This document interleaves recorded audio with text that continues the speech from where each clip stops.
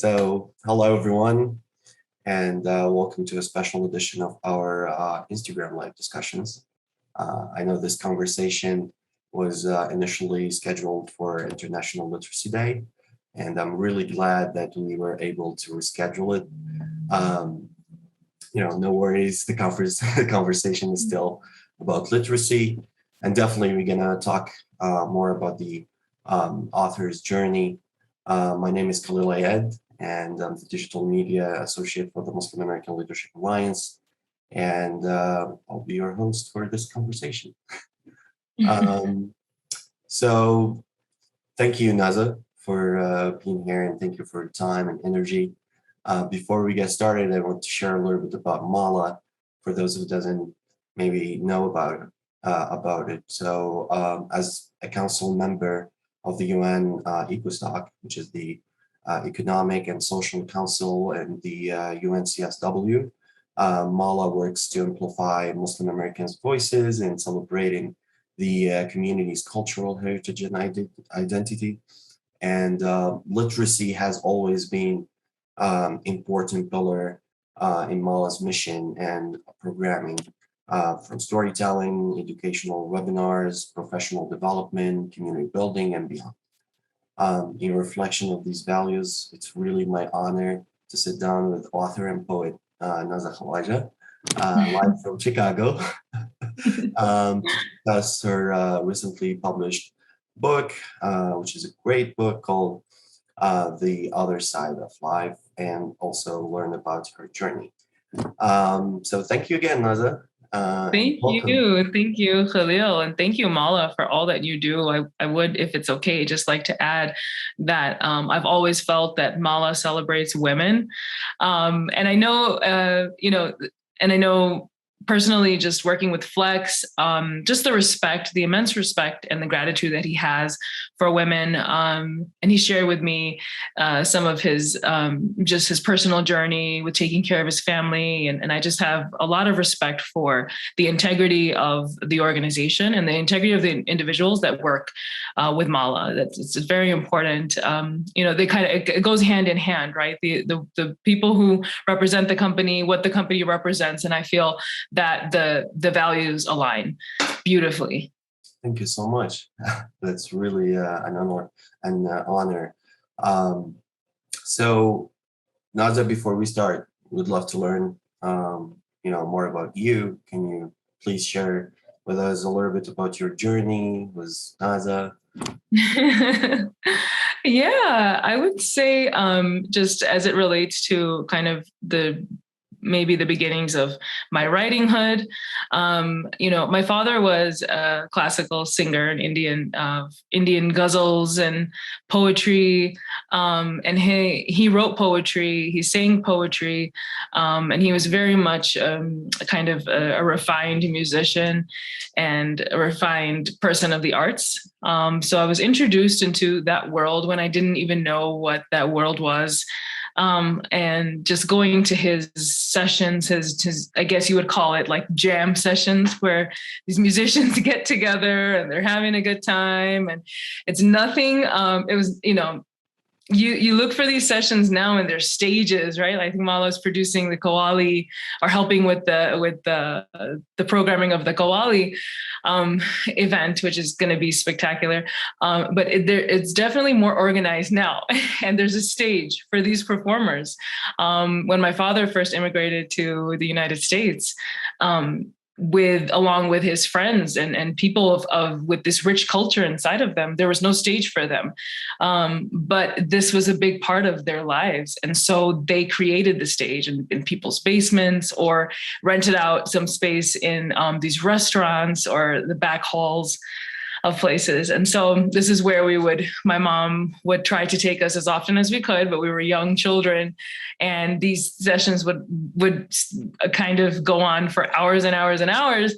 So I didn't get to attend so much, but she took us when we could go on the weekends. And I just remember just sitting there and everyone just like listening and just like, like, wow, something that we do in our culture when it's like an exclamation of of admiration and love, like, blah, blah, blah. And I'm just like, what is this? Blah, blah, blah. I don't understand the poetry. I don't understand anything that, but I can see that people are very moved by these sessions. And so my father was very careful with his words. And he would help us with our homework. And I never wanted to disappoint him with my essays. So anytime it was time to write something, I just remember being very cautious of like the words that I was choosing. And I wanted him to be proud. And he was a very gentle soul. He was never, he didn't get angry easily, and he was very easy to talk to, but I felt this immense pressure to kind of just have him, just make him feel proud. And so I remember working on essays with that in mind. I'm just trying to think about like the earliest memories I have of like the writing and how important it was. So I would say that my dad was definitely someone who influenced my writing career and the poetry that I didn't know I had inside of me. We lost him when we were all very young, unfortunately. And I miss him immensely because I want to share this part of me with him because I know it's from him. Excuse me. But, I feel like he's very much still a part of this process for me, even though he is no longer with us. I feel that he's so proud of you and all of you. Oh, thank you, Julio. Thank you. That means so much. I remember one time in an auditorium, I was on stage and I think we had a DARE project, which is, what is DARE? It's like it's saying no to drugs. It's one of those programs that they have in public schools. And I wrote an essay about how, the drug, like don't do drugs or something along those lines. And my dad had to work all night, and I was worried he wasn't going to show up, and it was my turn. I was on the stage and I was just like looking for him in the audience, and I didn't see him. And then I hear the doors open as I'm about to, no, I had already started. Yeah. And then I hear the doors open and I see my dad walk in, and he had a hat on because he was like bald and he was embarrassed. So he always had a hat on.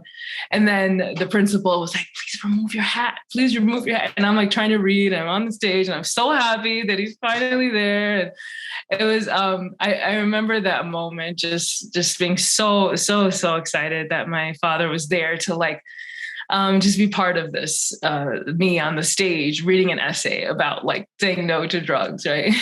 But it was very important in that moment. That's thank you for sharing all those great memories. And again, I'm definitely sure that he's proud of your work. And thank you. And actually, I you led me to the question that I have in mind, which is basically how did your journey started with writing? But I think you kind of started mentioning, the early, important elements of that. And I think the question will be, do you remember your first poem? How was the feeling of putting together that poem and reading it or sharing it? Or maybe not. I don't know. You know what? I do remember my first short story. I remember my first short story, and I remember it was very serious. I think I wrote about to the point where we had a visiting writer. I'm not sure. I don't know if it was a visiting writer or just someone that does like writing creative workshops, things like that. We had someone visiting our school, and they spent 2 days with us and some time. And at the end, they asked us to come up with a piece. And so I wrote a short story. It was very serious in nature. I'm not sure why either I chose this, but it was about a child witnessing or hearing the abuse of a father towards their mom. And I remember that the instructor or the leader, he took me aside. He was very concerned about what kind of childhood I was experiencing. And like I mentioned before, my father was such a gentle man. Like he, my mom, we got a couple of, from my mom, but, and my dad hated it. And he would tell her, like, do not hit my children. Like, please do not hit my children. Those are like, that's part of me. Like, they're part of me. It would affect him when he found out that she would, and she's a mom, she's busy. She loves us, but yeah, it's Pakistani culture. Like, yeah, you kind of, so I was like, no, this is not. And he was concerned. And then I realized this could have been a bigger deal, right? They could have called like DHS or, like we think that there's abuse going on or anything like that. It wasn't anything like that. But he was very moved by the events that I kind of laid out in the short story. Excuse me. And it was in that moment where I realized how impactful my words could be. And I didn't know up until that point. I just wrote what I felt and what came to mind, or I was like, oh, I'm going to, write about this. Not to say that those experiences didn't happen to people around me. I grew up in Chicago, North Side, was exposed to lots of different families and cultures and the way that people do things in their homes. They're not always so positive, unfortunately. So not to say that I didn't know of these type of things happening in the homes of like the neighbor kids or something like that. But it was in that moment, I think, the first short story that I wrote and actually spent time on, a few days on, with the instructor coming into our school, which was an awesome experience in like I think it was 4th grade or 5th grade. So it was pretty cool to have that experience, because usually you don't have those workshops until like later in life, like high school. So it was a blessing to have that workshop and the instructor come in. But I know just him having a conversation with me separately, and then the teacher, and seeing if there were any instances of abuse in in my history, if the teacher is like, no, I know the parents. And so I think it was in that moment where I realized that my words can be very impactful if I want them to be. And I think it's too early to also like for kids to kind of realize first how important writing about issues could be. And also, you just mentioned something that's really, really important, and I see it in your book too, which is basically representing others and talking about others' issues. It doesn't have to that you experience those problems, but also you kind of try to share or to talk about others' issues, and to kind of highlight their voices, right? Yes. I'm just realizing it now as you're saying it. I mean, that was definitely the reason why I introduced a few topics in my novel, but I didn't realize, even as young as I was at that time, that I was doing the exact same thing. And I think amplifying the voices of those I typically go unheard. It's important. It's important, especially when you have a platform they could use. What's the reason behind that? How do you get to kind of, because it's caring, right? It's caring about others. Can you think a little bit about it? Like it makes sense as an adult for me. I find that I am very moved by certain causes, because I know that this cause represents, assisting the underserved, and underrepresented population. And that is important to me. I grew up with a Black aunt, and we were in the same house. At one point, she housed us for 6 months when our apartment burned down. She treated us like her own. It was she wasn't blood, it wasn't blood family. Like her husband was my dad's friend, a Pakistani. So, and it was just, she treated us like her own. She was a very strong Black woman. She was very opinionated, and she protected us. She was like Mama Bear. So if the principal said something about my brother, who always got in trouble, she was at the school, like fighting, like having my brother, and I'm like, he really did that. Like, but she was just like, hey, that's my son, treat him with respect. He's a child, he's learning and he's growing. And I think I witnessed her. She's also in the foreword of the novel. Auntie Gloria. So I have her name in the forward of the novel. She cared a lot about people. If she heard that someone needed help, needed food, she taught my mom how to go to the Medicaid office. She didn't know how to drive. She showed my mom bus routes, so there would be 6 kids on the bus, with a Pakistani lady and a Black lady, just like, and my mom knew very little English at the time. She knew English, but not, and it was just like, it was so loving, the connection that they had.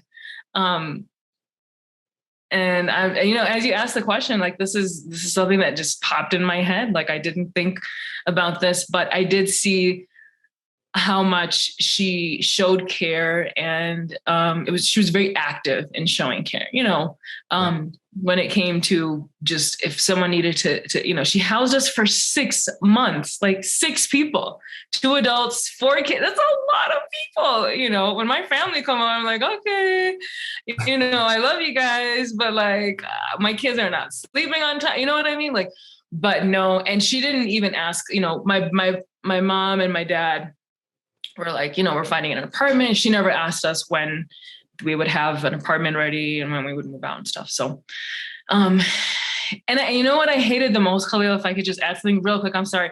I hated the discrimination that I witnessed when we were out in public together with her children who were Black and we were Pakistani, and we're going to the same store. And I see the store owner kind of eyeing my cousin. I call her my cousin, I love her to death.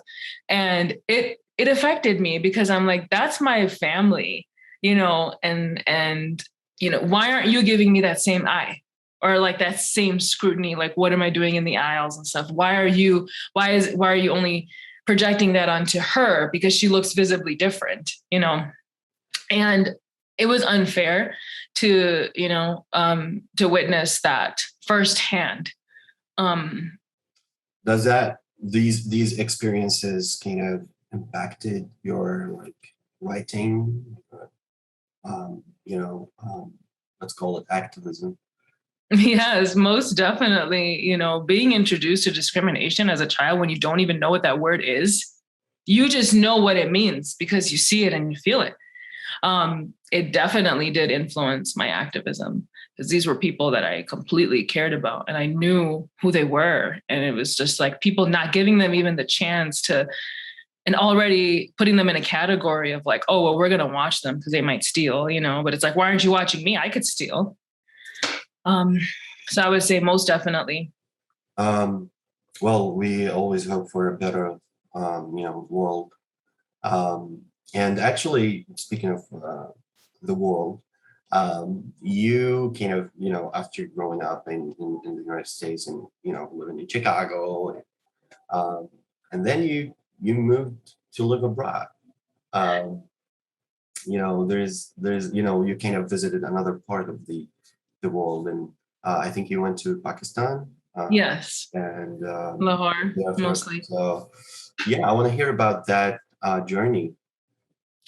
Yeah. So, it's interesting because that wasn't my, my mom took us as often as she could, as finances allowed, throughout our lives, because her entire family is located in Pakistan.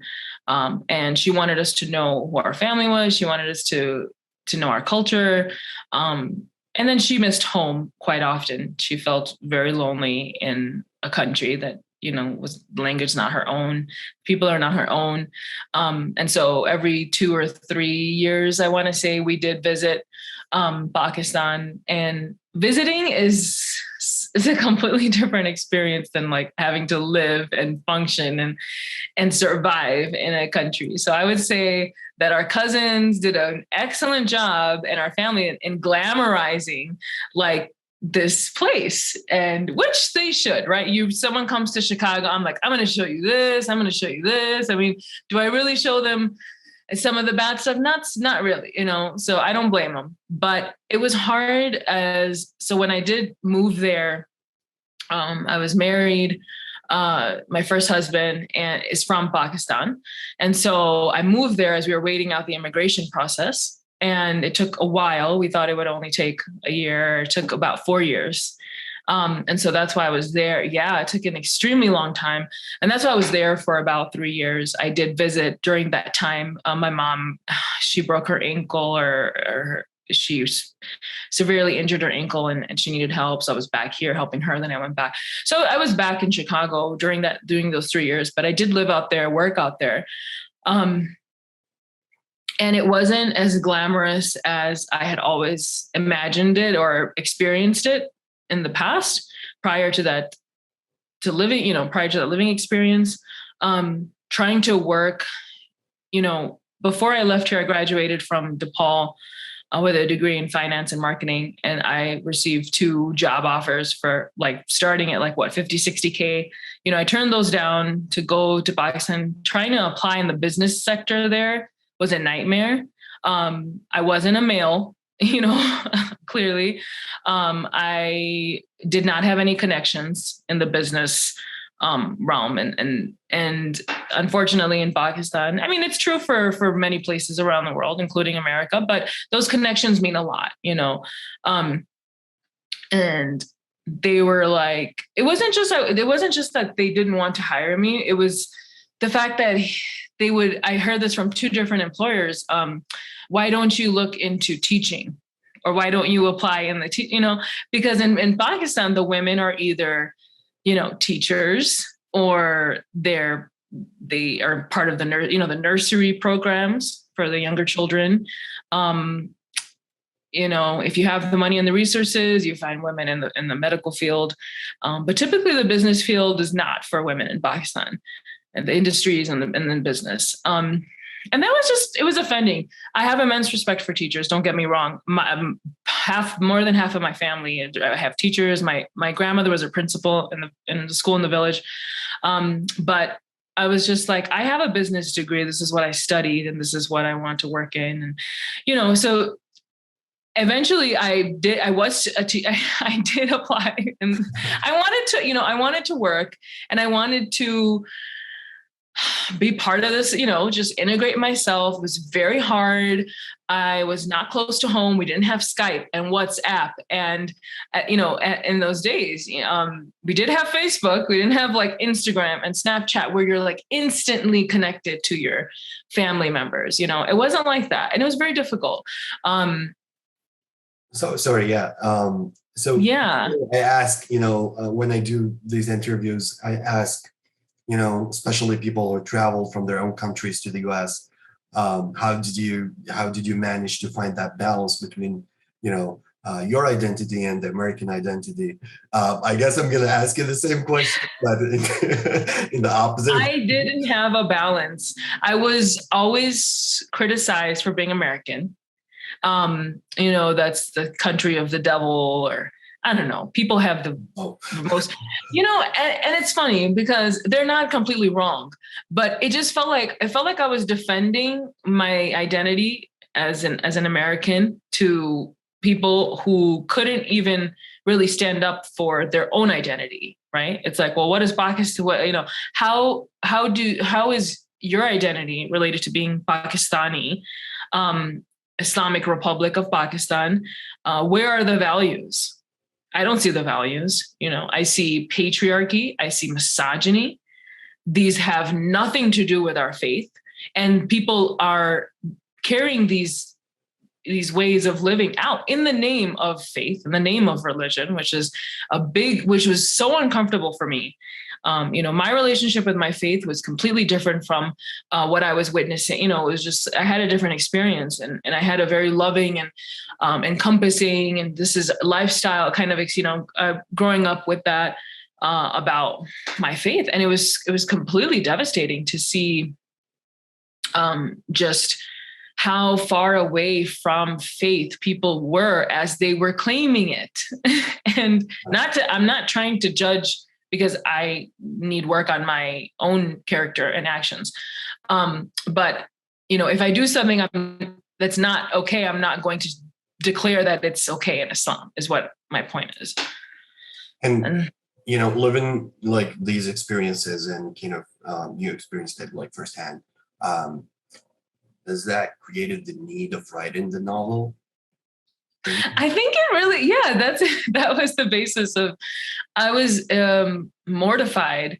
My family living there, like I said, when you're visiting, it's glamorous. Everyone's smiling and happy. When you're living there and you're seeing family quite often, visiting them, you find out a lot of things about their lives. And it broke my heart to hear the stories that my aunts shared about what happened to them, or like, and I'm like, my mom never told me these things, and granted I was younger when I, visited with my mom. So I don't blame her for kind of trying to shelter us from the realities of the way things are in Pakistan. But it was just very hard to stomach the fact that my own family, my own blood, people I know and care about endured these things. And they don't have to. And when I would say it to them, like, well, you don't have to endure it, they just laughed. They thought I was, they laughed. They're like, who do you think, what do you think? You think you're gonna, like, no, you don't know how things work here. And I'm like, well, how do things work here? And then they told me, and then I was like, wow. And I think that was the inspiration behind the novel, was just, Pakistan is beautiful. The culture is beautiful.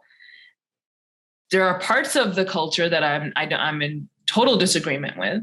And there needs to be, and the thing that troubled me the most was the way people intertwined those negative things that they created in the culture and kind of equated it with faith and religion. That I was not okay with, because I'm like, no, that there needs to be, you don't have to endure this in the name of Islam, is what I would try to tell my family, So tell me about the no. Like, if I asked you just to kind of tell me about the idea, like, was it about, like, not all the events though.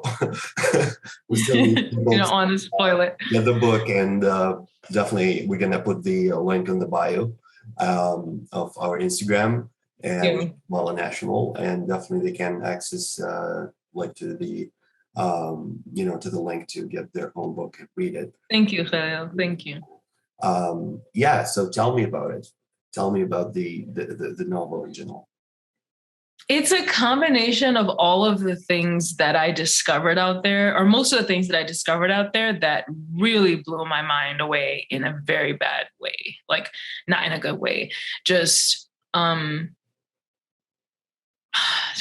don't even, I got into an argument with my brother-in-law because we were standing in the parking lot, and I guess men were looking, and he's like, go sit in the car. And I'm like, no, I'm not going to sit in the car, because he's like, well, don't you have any shame? These men are staring at you and you're not removing yourself. I'm like, why don't you go and have a conversation with them and tell them to stop staring? Why are you telling me to go sit in the car? And it was just this back and forth. And then, other people got hurt, heard about this, and they're like, you could have just sat in the car. And I'm like, you don't understand what, it's not about sitting in the car saying, like, it's bigger than that. The problem is, the reason why these things keep happening is because you keep telling your women to go sit in the car instead of having a conversation with these disgusting men. And once that happens, then the men will stop looking eventually. But if you keep asking your women to sit in the car, the men are not going to change anything about their ways. And they're the ones at fault here, we were driving, and I see a rickshaw and a car, a very fancy car, expensive car. I don't know cars, but it was an expensive car. And I see someone getting out of the rickshaw, going into the car, someone else, and and I'm like, what's going on? And they're like, this is a prostitute, and they're being hired for their services. And, this person from a very elite class of people in Pakistan, who are very protected by the government, unfortunately, and by law enforcement. They're not accountable for anything. There was something in the news about, like, a prostitute being murdered or and nothing, the family was not held accountable. at all. And seeing that image as we were outside and the person, and it just felt so uncomfortable, Khalil. I cannot explain to you. It was so uncomfortable. And then remembering that news article, and then I'm just like, I hope she's okay. I hope she'll be okay. And how did that woman get there in the first place? You know, they're kidnapped, they're forced, they're sold by their families who can't afford to take care of them. Is there a system in place where the government can help these families that are in need? No, there's no. They try with the social welfare. Imran Khan's doing amazing things for Pakistan. You know, this is all from like 10 years ago. Anyway, I'm sorry. I hope I didn't go off on a tangent, but it was so uncomfortable to come and to see face to face and just to witness and experience in a way. All of these different things that were happening. I was at another time, I was at a family's house. And as soon as she heard that the father was coming home, the male head of the house, the help was this girl, but she wasn't a girl. I think she was like 15 or 16. So she was developed, you know, and she grabbed her chadar, she wrapped it, her chadar, just for the viewers, it's like a huge piece of cloth that we use to either pray with or just, you know, it's a cloth we use to keep modest. And so she just draped herself, wrapped herself. She looked very pretty. She had her hair, you know, she tied up her hair. She was like completely solemn. She was looking down. And I'm like, whoa, what just happened? Right. And everyone's okay. Everyone's going about. And I'm just like, she did this for a reason. She covered herself up for a reason. She made herself look less pretty for a reason. And she's the help, you know, they are the untouchables in society, in the Pakistani society. They don't have representation. Nobody cares about what happens to them. They can be abused and underpaid. There are organizations out there now that are starting to provide the help in an organized fashion. So the help, their name is registered. A family who hires them is registered. The amount is decided. And so there can be accountability. And I love seeing that's going on, you know, but for the most part, these workers and the help are undocumented. You know, they don't know how old they are. They don't know their birthday. I now kind of started like connecting the points after reading the books, the book, and kind of I see the vision and the inspiration, and there is this main character that you kind of gave her the power to talk about these issues, use it as like as a like, you know, a freedom element, or I don't know how to call it exactly, but she's really beautiful, powerful. You know, she tried to revolt and kind of find solution to continue living, and you know, to challenge these issues. And yeah, I think I just wanted to ask you how much resemblance this main character like have with Nazhah. I would say a lot. I would say more than 75%. Yeah. Events though, I'm talking about the character, you know. The character. Yes. I would say she is who I wanted to be in that society, being able to help. And then I am who she needed to be able to help herself and help her loved ones and make a difference in society, which is what I was trying to do with this book, was just shining light on the issues that go on in Pakistan. I know we see the bombings and we see the terrorists and we see like the intelligence and we have all this information about that, but you know, no one's talking about protecting the women and the children and the workers and the help in Pakistan. You don't hear about that so much. Yeah.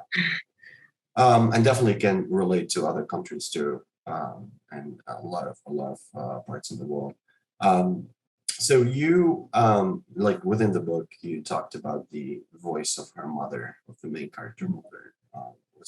her name is Farishta, right? That's The main character, the name of the main character is Farishta. Mm-hmm. and Farishta and you know, the voice of her mother. And is it really about her mother or about women in general? Like, I mean, I know like you kind of pictured like and like this strong relationship between the main character and her mother, but what I saw, it's like it's not just about an event, you know, it's not just about the mother herself. It's about, maybe it's, you know, just tell me about it. I want to hear. Yeah, no, I hear you. I think it's just a symbolic of maybe Yes. yeah, of certain themes, reoccurring themes that you see in third world countries or countries that oppress women, and kind of you see, and it also symbolized kind of the old generational mentality and approach towards these themes, as opposed to the newer generation who they're questioning, right? They're smarter, they're more educated, which we'll get into when we talk about literacy. But they have questions like, no, why are you telling me I need to do this, or why are you saying this determines my self-worth, or this determines if I'm worthy to anyone else, you know? And using the symbols, I guess, is the same with the father. When you talked about the father, the rivals, you know, the kidnapping. I think it's also deeper. It goes into like patriarchy and the society itself, right? Yes. The characters are definitely symbolic of those major themes that I discuss in the novel. So, I mean, I've been like, you know, hearing you using, you know, like basically you're trying to challenge these issues, and you know, within this conversation, and really kind of have the urge to ask you about the importance of writing or literacy in general in helping to change even a small thing. You know, like how's that really important in our society today? Not just in Pakistan, though, but yeah. I would say first, just to answer that, as a child, knowing that I had my novels and books that I could go to learn about different places, to learn about different cultures, to learn about how things occur, what happens, who are these people, who are their ancestors. I think there's only so much you can learn from textbooks and from history class. And unfortunately, those textbooks are very Eurocentric. So you don't get the real feel or the real occurrences. Like there's so much that's left out of history, of civilizations, you know, because that's a whole nother topic. But I felt as a child, I was able to understand people, and I like knowing about people, and I like knowing about kind of what drives people or what drives a culture of people. You know, we're all so different. You can't put us all in boxes, right? Like in small little boxes, because there's so much that makes, you know, there's just so various things that make us up. And so I was very curious as to people and their ways and whys. As an adult, again, I think that when you take that literacy, you start as young as you can, you're able to understand that people are, again, complex beings. They do things differently. It's okay. You can take that judgment, the lens of judgment, away from your interactions. From when you're speaking to someone, you can drop the prejudgments. You know, I feel like the prejudices occur because there's so little you know about someone that you're just imposing your own ignorance onto them and asking them to prove you wrong. It's so bizarre. It's like, hey, I didn't tell you I was about that. Like, why do I need to do the work now to prove you wrong? And so there's so much you can learn about who you are, your ancestors, where you've come from, where you want to go with literacy too. You know, there's so much with literacy you can envision. you can plan, you can hope. You learn about economics. It's not just about reading and writing. It's about, like, you learn about economics, you learn about being financially independent. You learn about why people are wanting to put you in those boxes in the first place. You know what I mean? And then you're able to kind of navigate your life in the way that you want and narrate your own story. I feel like literacy really empowers you to narrate your own story. Yes. And I think it's also helps you to kind of own your narrative and yes, your story. And you definitely been doing a lot of storytelling, in the book or outside of the book. And thank you for doing that. And thank you, Celia. keep Thank it up. you for appreciating that. The pleasure is mine. Before we end, I have like a question, but before that, I would love you to kind of share with us your favorite part in the book, if that's possible. Yes, I actually have the book with me. There it is, guys. The Other Side of Life. There's a part, and I won't read it. There is a part, unless you want me to, but my favorite part of the book is, very early on, the readers are introduced to her mother. And it's a very tragic, intense scene that's taking place. She's witnessing the slow death of her mom during childbirth. So her mom is giving birth to her youngest sibling from her mom. She eventually has additional siblings, but and the father is very old school, very adamant about the birthing process to remain in the homes, not in the hospitals. He doesn't want men in the hospitals looking at his wife. Not that he has any respect for her anyway, but for some reason he doesn't want her to be at the hospital. All of my aunts, my mom, everyone gave birth at home. I am not sending you to the hospital, that kind of attitude. He's not even present in the room. So it's just Farishte, her mom, and the Dai, who is like the doula or the midwife assisting in the process.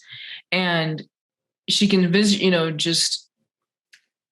this was I came back to this passage a few times to work on it and build on it and also remove from it. It was very hard because she's a child. And so I needed to take that perspective of like a very young girl witnessing events, not really understanding that this event is going to lead to this.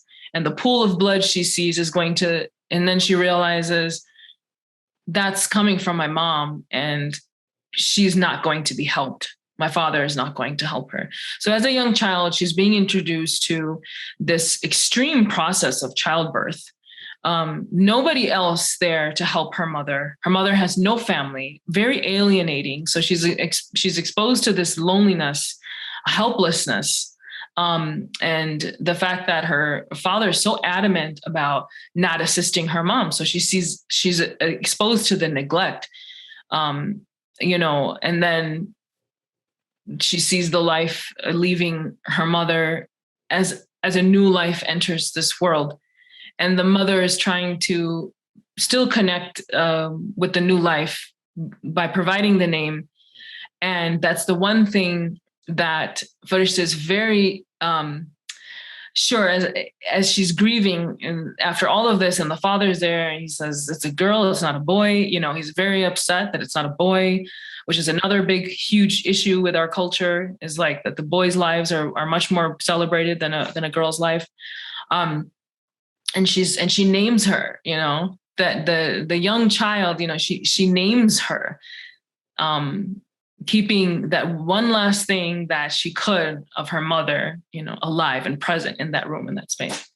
So that would be my favorite passage. I think that was better than just reading the words. It's just giving me the whole background. And I'm definitely, everyone who's going to watch this is going to get more curious about the book and the novel.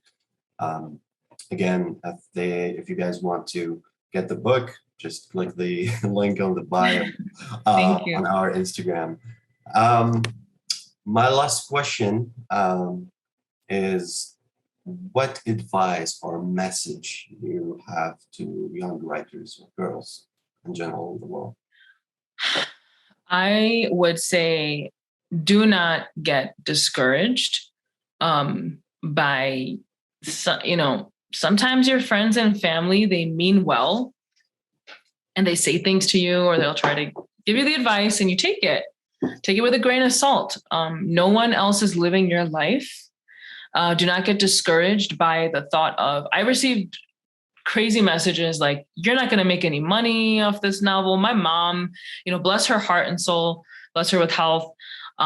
She was just like, what are you doing? Sundays. And she, I would wake up early and I would say, I'm not available. Like I would tell my family, and they were just like, what are you doing? And I'm like, I'm writing. And she's like, are you getting paid? Is this your job? And I'm like, no, this is what I'm doing for myself. And I know you don't understand it, but it's something I need to do for me. And, I received other messages like, you're not going to make money, right? Like authors don't make money unless you hit it big. And I'm like, yeah, that's okay. That's, that's not the point. Like, I have something that I need to get out. And if it gets published, it gets published. If I go somewhere, it goes somewhere. People want to read it, they want to read it. But if not, it's okay, because this is for me. So I would say just keep that in perspective. I would tell the young writers, just keep that in perspective, that what you're doing is for yourself. People will tell you things, take it with a grain of salt, and do not become discouraged by what cannot happen. I will not get paid with this. It will not get published. I won't be able to finish. Don't think about the end product. Just whatever comes to you, sit there, give it the time, put in the work. You got to put in the work. And it's not always easy, and sometimes I was up at like 6 o'clock. I know that's not early for some people. It's early for me. 6 o'clock, and also having to have my brain be awake at 6 o'clock. Those are two different things. And so just like put in the work, and do not get discouraged. And always remember that you're doing it for yourself, not for others, and not for their satisfaction, and not according to anyone else's timeline. Wow. Thank you. Thank you so much, Nazhah. And again, thank you for, sharing all these amazing stories, for sharing. Thank you, Julio. I think we are done here for today, and definitely we can meet soon in future events. And yes, thank you so much. Thank you, Khalil. Thank you, Mala, and thank you for all that you guys do in the arts and culture. Thank you. And again, if anyone wants to get the book, you're gonna find the link on our bio. And also, if you want to support any arts and culture programs, please also click the link in the bio. And thank you so much again, Nazhah. And we'll talk soon.